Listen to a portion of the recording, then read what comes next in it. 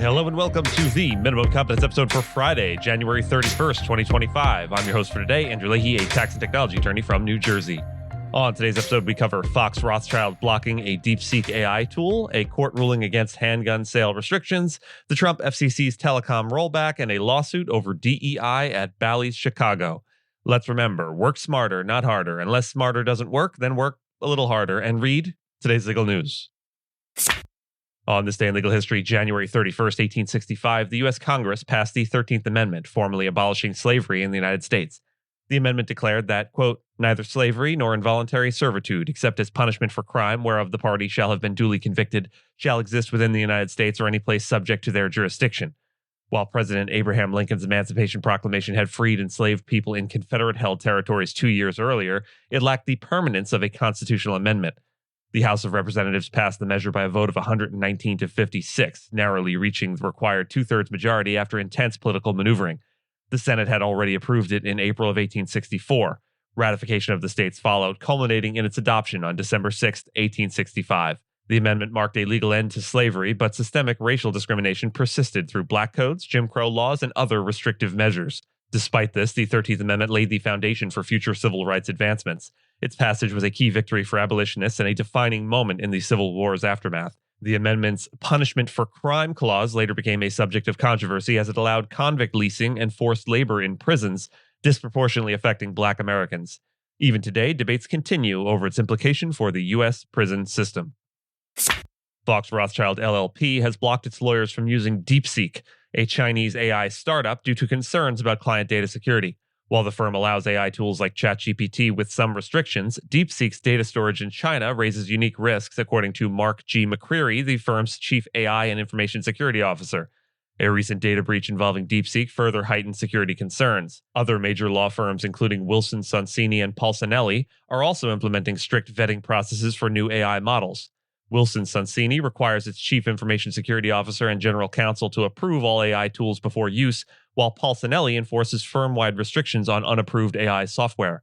Law firms are also monitoring AI use by third-party vendors to ensure compliance with security protocols.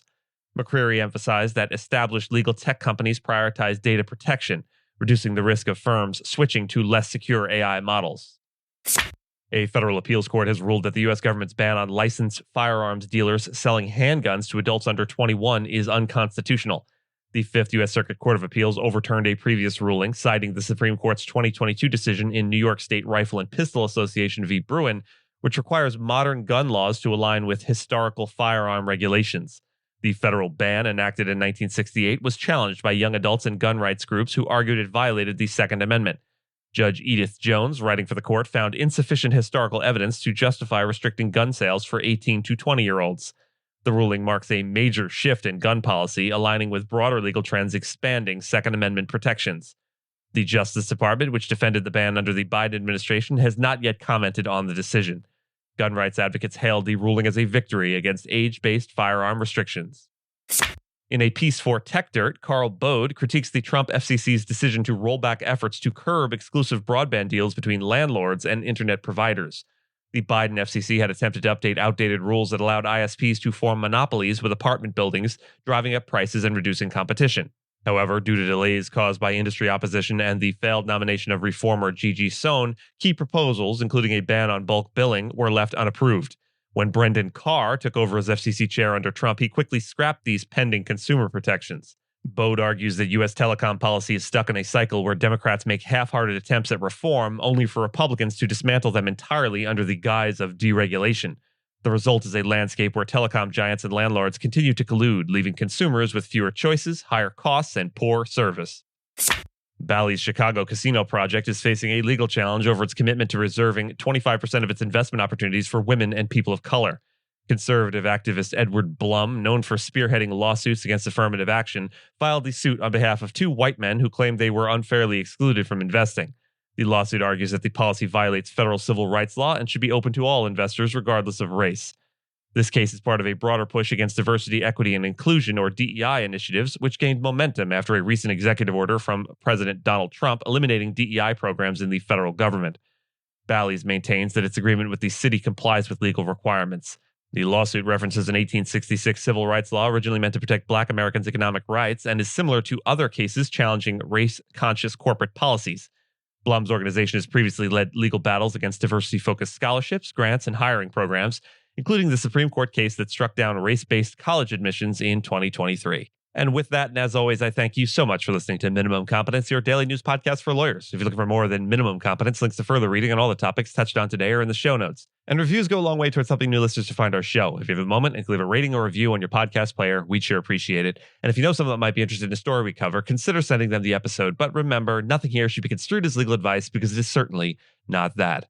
Minimum Competence is available at minimumcomp.com and wherever you get your finely crafted podcasts. If you haven't checked out the website in a while, give it a look. There are complete transcripts and resources for each episode and its corresponding segments, as well as an opportunity to receive new episodes in email, newsletter, form.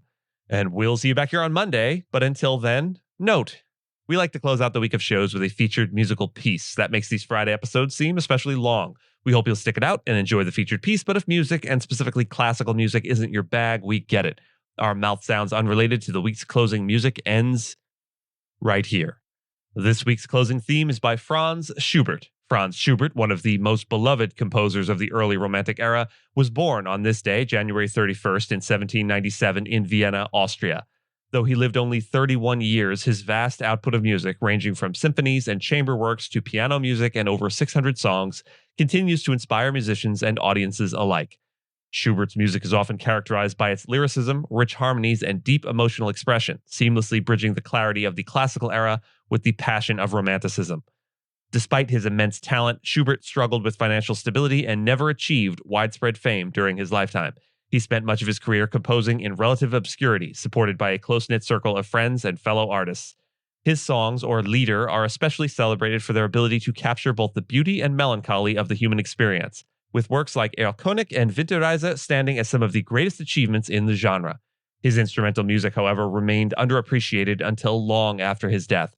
Today, his symphonies, string quartets, and piano sonatas are recognized as masterpieces, filled with lyrical beauty and striking contrasts. Among his later works, the Piano Sonata No. 20 in A major showcases his mature style, blending elegance with deep introspection. The final movement, Rondo Allegretto, serves as this week's closing theme, capturing both Schubert's charm and his poignant sense of longing. Though he died in 1828, just a year after Beethoven, Schubert's influence only grew in the decades that followed. Composers like Schumann, Brahms, and even Mahler admired his work, helping to cement his legacy as one of music's great geniuses. Today, on the anniversary of his birth, we celebrate the life and music of a composer who, despite facing struggles and setbacks, left behind an extraordinary body of work that continues to resonate across centuries. Without further ado, Franz Schubert's Piano Sonata No. 20 in A major, D 959. Enjoy.